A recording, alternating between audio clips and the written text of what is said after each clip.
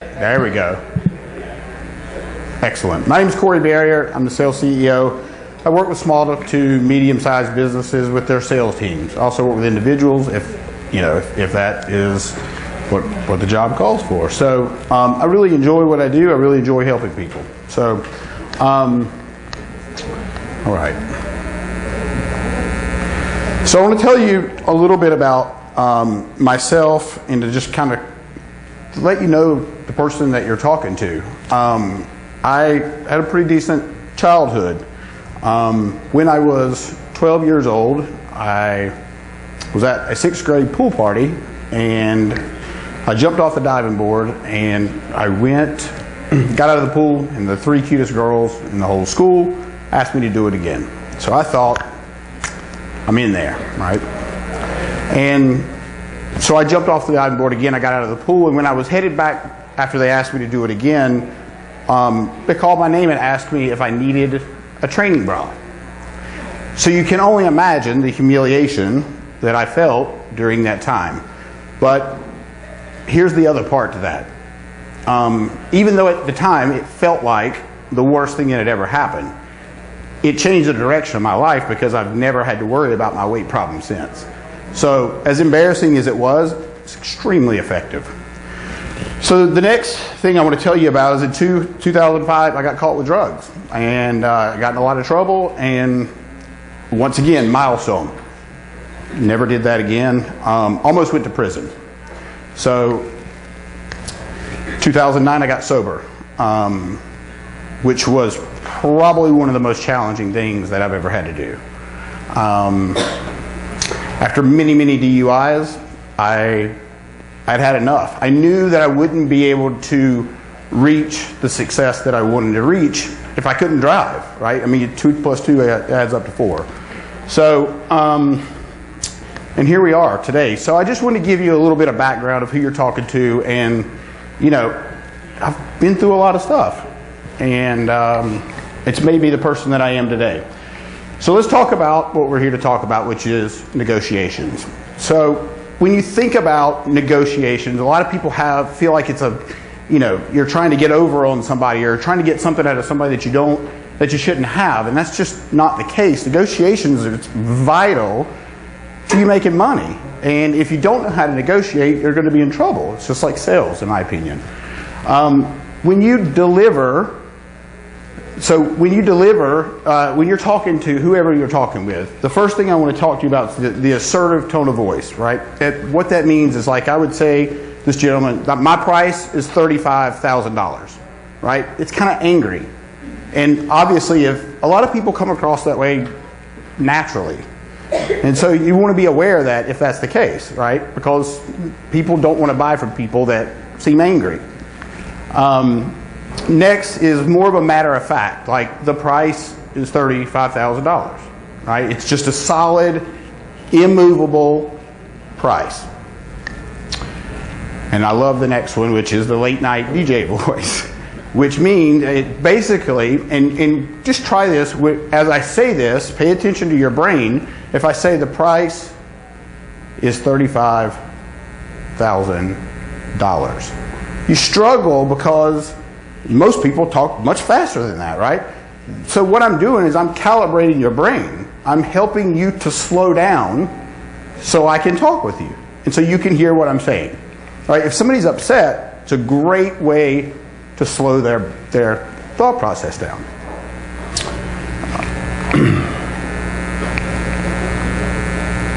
All right. So now, before I start on this one, you might think, why is this guy standing up here talking? He's got this drug history. He's, had DUIs. You also may be thinking, like, what qualifies me to stand up here, right? You also might be thinking, I should have went to the Bitcoin conference, right? Instead of being here. So what I've just done there, and this is highly, highly effective, is I labeled what you might be thinking. Now, why do you think this is important? Well, it's important because if I take away any kind of fear that you might have about the deal we're talking about, you're not thinking about that anymore. And if I call it out, you're going to feel like I know you. You're going to feel like I know exactly what you're thinking, because most likely I do know what you're thinking, right? you might be thinking the price is too high. That's a pretty common one, right? And so the three ways you do that is it sounds like, and fill in the blank, or it feels like, or it seems like. But one thing that I would suggest not doing is saying, I hear that. I hear what you're saying, because then you're putting the I in the wrong place. It's I-centered. Does that make sense? Okay. All right, so do we have anybody in here that knows anything about NLP? Excellent. So you two will know exactly what I'm about to talk about. So mirrors. Mirrors are super important. You can do mirroring through body language, speech patterns, in many different ways.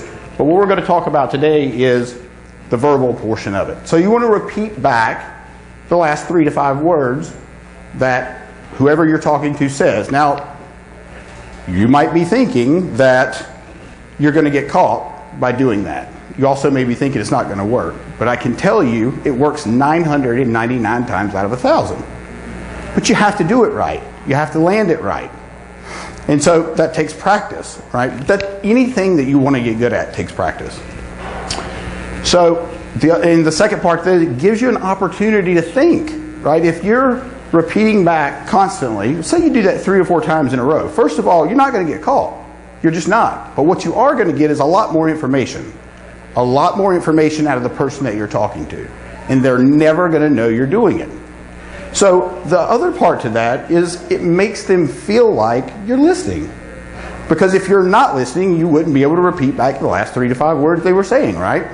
So it builds confidence.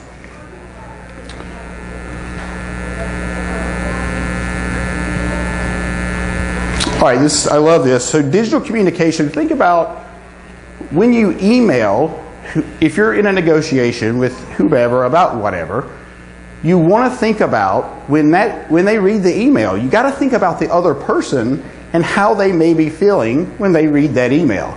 Because they may have just found out that their husband or wife cheated on them and they read your email and they're pissed off, right? But if you don't land it right, then they're going to read it in the mood that they're in, right? They're still going to read it in that same mood, but you got to start out with a softener, right?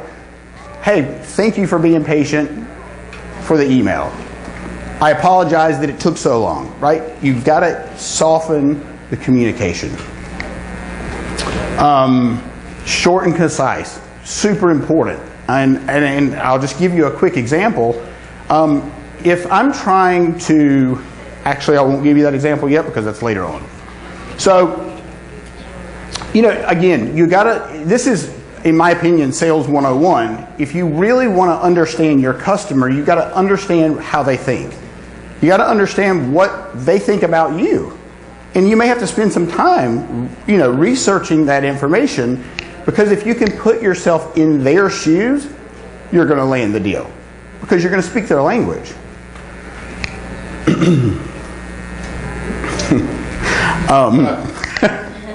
So, has anybody, stupid question, but how many people in here have been ghosted by a customer or a client, right? So it feels really bad when somebody doesn't get back to you. So a really, really easy way to fix that, and I'm going to give you, so if you've got something to write on, this is the time to write it. It's really simple. Have you given up on this project? That's the email. That's it. Period.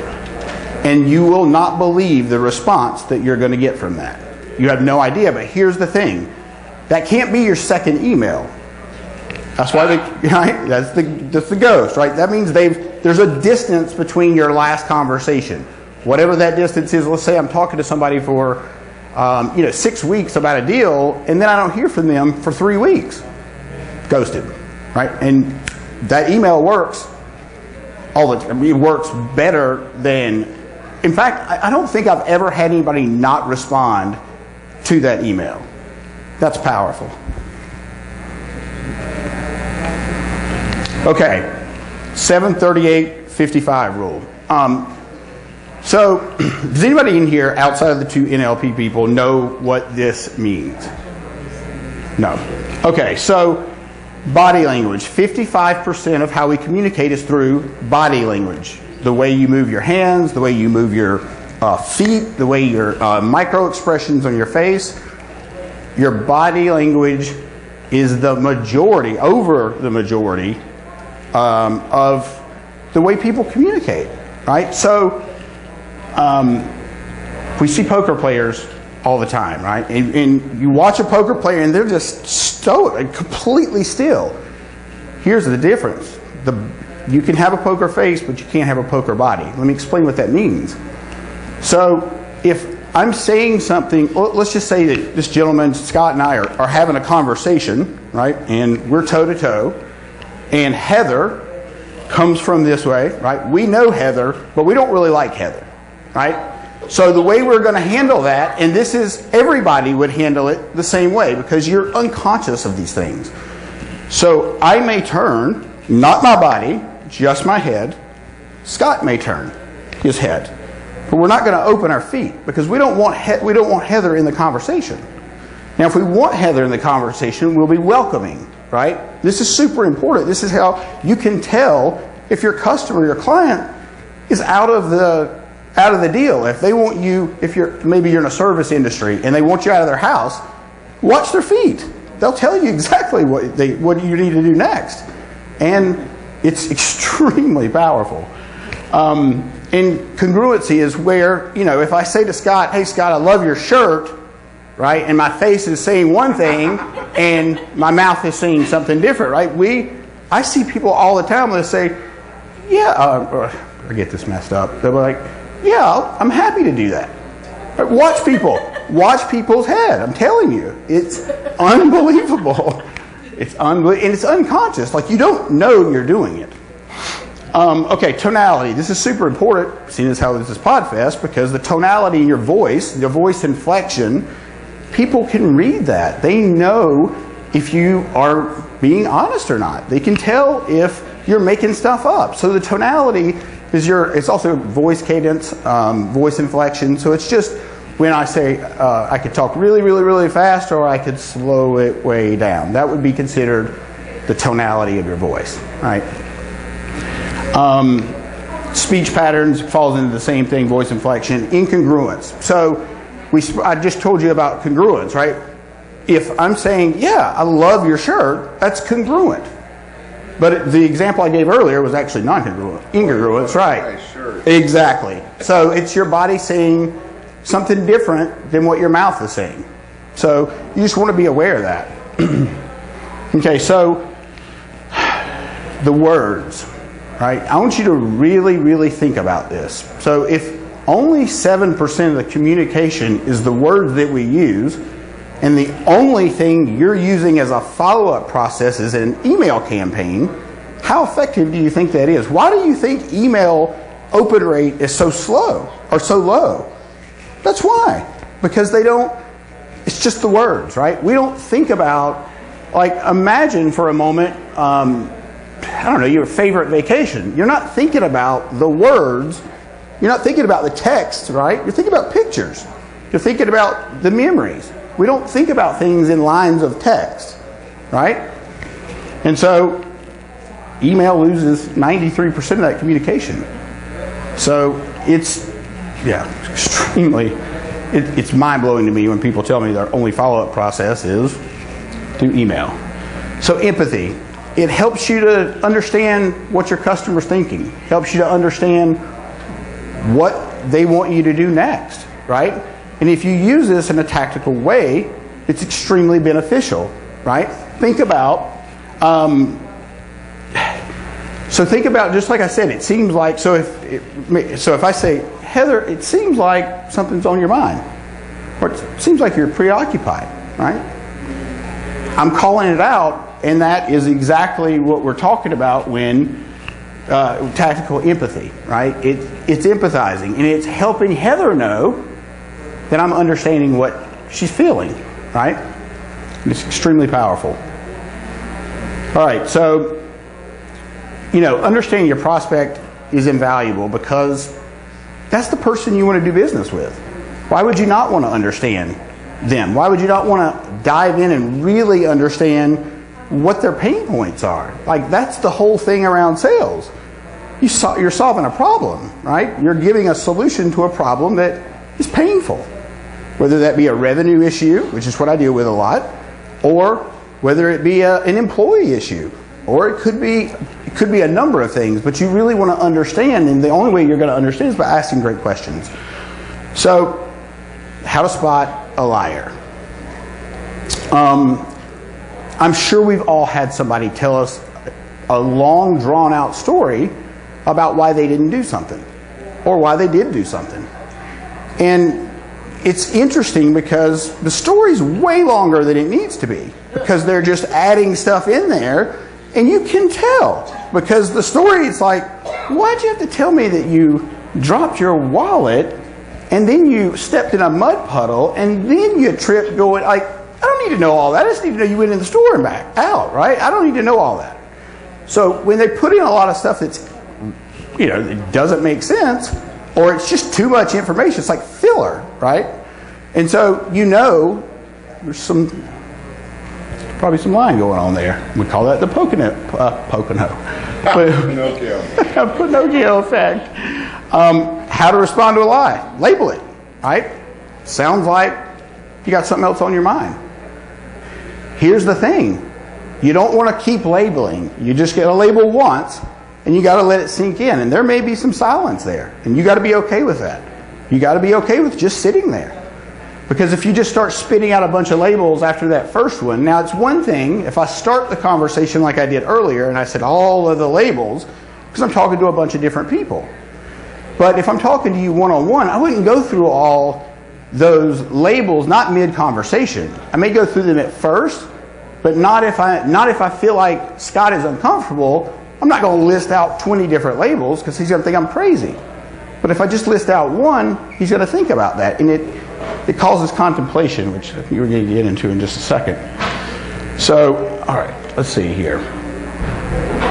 All right, the illusion of control. This is super important because the customer needs to have the illusion of control. Most of the people I deal with are business owners. So they're busy and they have egos, right? People want to feel like they're in control, whether they are or not. So I have a repeatable process where I lead people to the answers I want them to give me.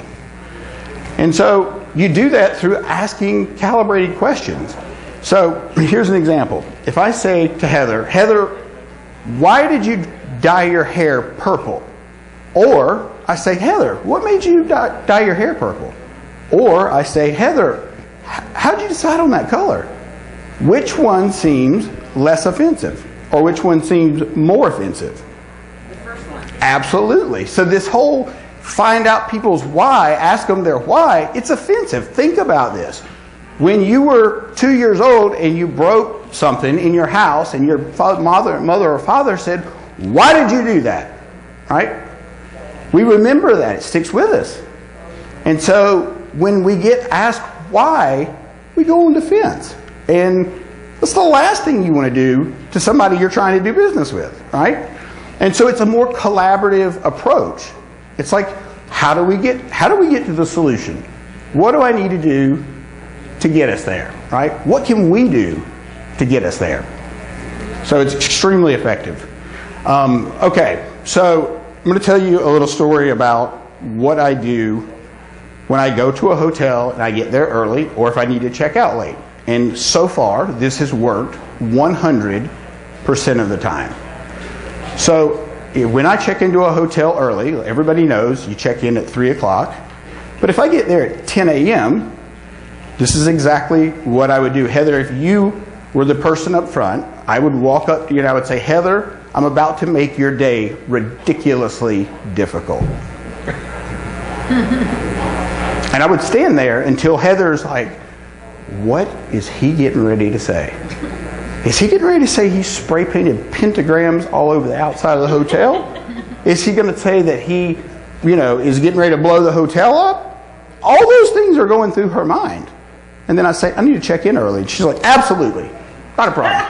Not the problem she imagined. Exactly. So I take her way up. Well, I don't actually. I just let her think whatever she wants to think. And I do the same thing when I check out. I don't do it if I don't need to do it, because now I've done it so many times I know it works. And so it is fun, I'll be honest. And lots of times I have to do it to every hotel person because they're so blown away. Because I always tell them afterwards. I'm like, yeah, this is what I did. Right? Because I think it's fun. All right, so this is exactly what this is how I'm going to basically end the talk here. So I want to give you the 5 steps to connect with influencers, right? And I want you to write this stuff down. Does anybody know what Dream 25 means? Excellent. So the first step in here is you're going to take your top 25 people, the 25 people that you absolutely, unequivocally, without a doubt want to work with. Whoever that is. And it may take some research. This is not something you're going to sit down and just jot down on a piece of paper. You really want to think about this. And it's extremely important because then you can shape your conversation towards those 25 people, right? Or those 25 avatars or whatever you want to call them. Okay? Get engaged in their world. What does that mean? In the podcast world, I'm going to explain exactly what that means. So if you know you want to grow your show and you want to get close to Scott, right? Because Scott's an influencer, but I don't know how to get in front of Scott, right? I'm fairly new. My podcast is doing okay, but Scott doesn't really want to talk to me because it's like I'm not doing millions of downloads. So how do I get in front of Scott without causing Scott problems, without causing Scott to have to do any work whatsoever?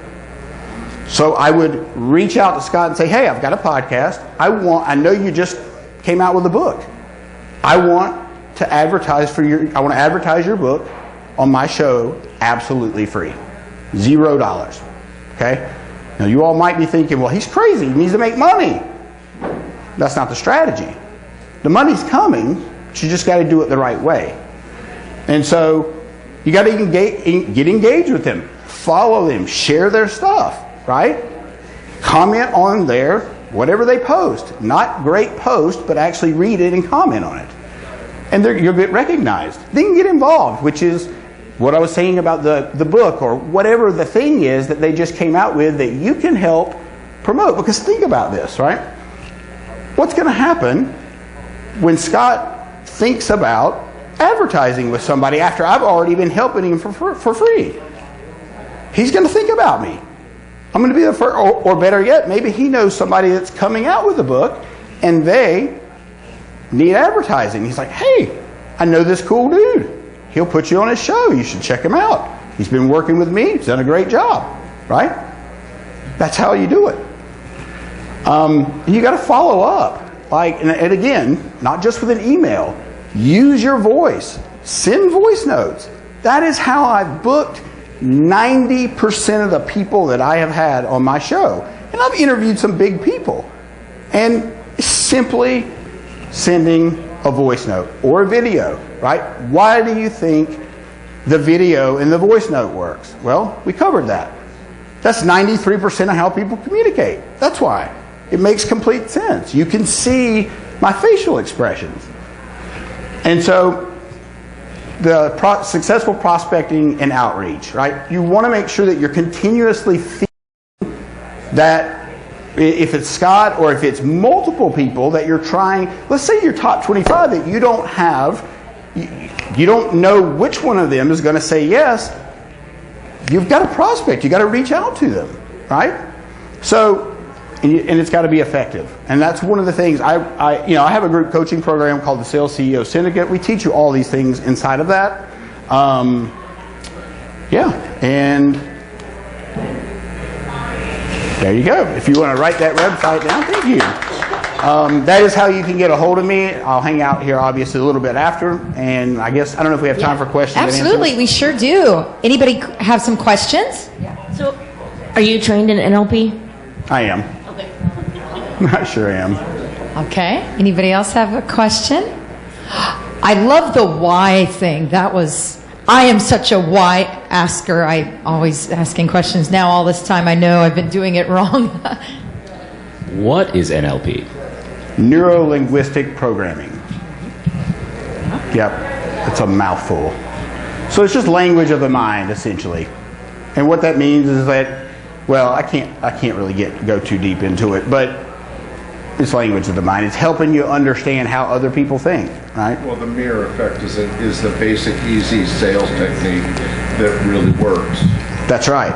And that's the basics of neuro. It has a lot to do with it. Body language. A lot of stuff I cover today is covered within NLP, for sure. But it's interesting. People ask me about NLP, and I'm so used to using it, I don't really think about when I'm using it, if that makes sense. So it becomes second nature. It does, yeah, absolutely. Why? Because I practiced it, right? And it works. And it works, right? You got to practice. Awesome. Okay, so we can find you here, connect with you here, and on social media as well. Yep. My socials just at Corey Barrier. Okay. Another question? Yeah. So with the mirror technique, right? You said repeat the last 3 to 5 words. Like, is that exactly? Okay. So, like, how can you do it to where? Yes. Can you give us an example? Yeah. Like, how do you do it where the person doesn't know? Because if you literally say what I just said, how do I not? Doesn't know? Right. You said like they won't notice, right? Like it won't be a thing. So like they are you saying that so they won't notice? Right. I think that's. I just did it twice to you. So that's how you do it, right? And it doesn't have to be 3 to 5 words. It could be that last word. Okay. You just got to play with it, but the last 3 to 5 words is a great framework for you to go by. Right. That was good.